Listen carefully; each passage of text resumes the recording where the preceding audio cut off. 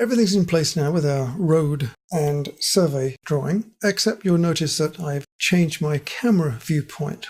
I've moved a little bit to the left and a little bit forward using the Define Camera tool.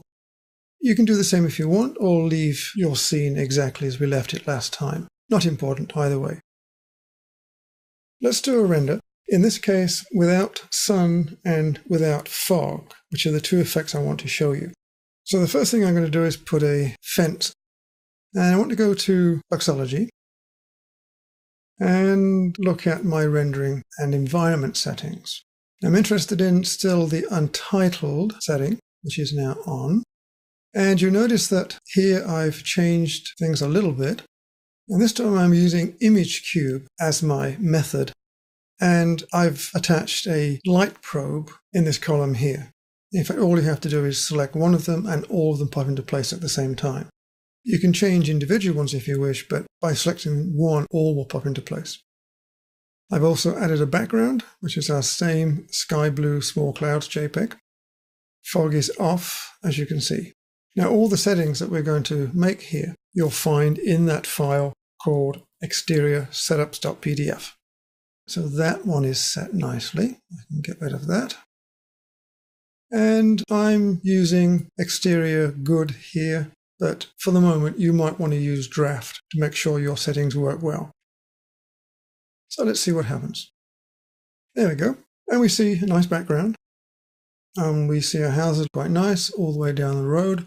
And this is because I have the directional light set just off to the corner here, looking downwards and very slightly in a forward direction. This is why I'm seeing shadows here, but not here. So if you don't find your lighting too good, you might want to adjust the location, direction, and angle of that directional light.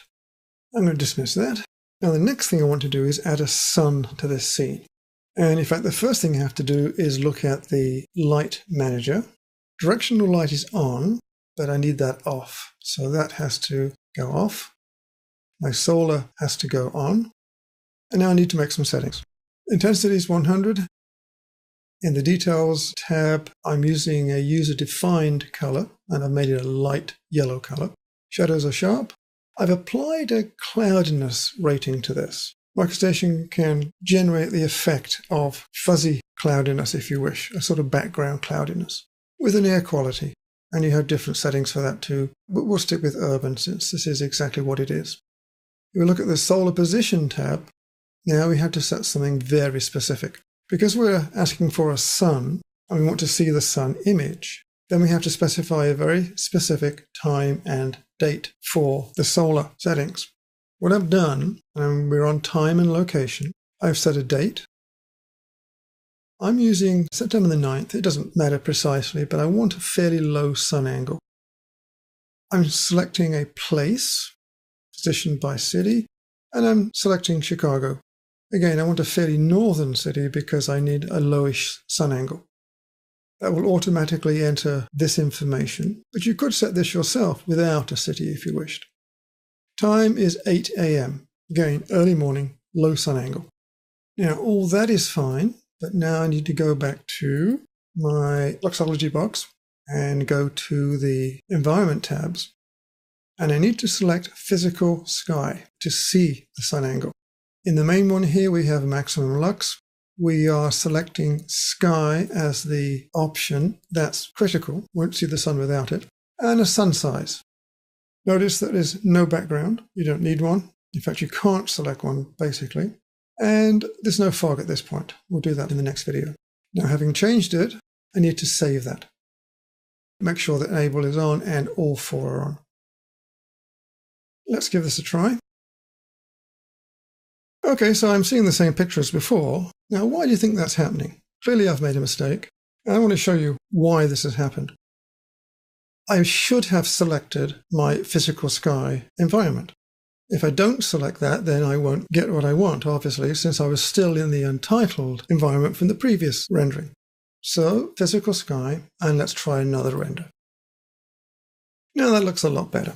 We now have a sun. We've lost the background, which you will do with the physical sky, because you can't have a background and the physical sky on at the same time. If your sun is not circular, which is quite possible, and that's due to the perspective projection you're using with the camera, what you can do is again go to the camera settings and define camera and set up 2-point projection here. Typically what you will likely see is 1-point projection from your previous camera setup, and that can generate an oblong looking sun. Change it to 2-point and then make your render, and you think you'll find it'll work quite well. So experiment with that a little bit. Make sure that your north direction is correct. Now in my case here is that north is to my left of the picture here, so east is directly down the street and south is off to the right. That's obviously very important since the sun comes up in the east and we're looking at 8 a.m. in the morning. So you might need to change that too. And you know how to do that using the Light Manager and clicking on this tool and then data pointing to define the north direction. Now, in the next video, we'll take a look at adding fog to this scene.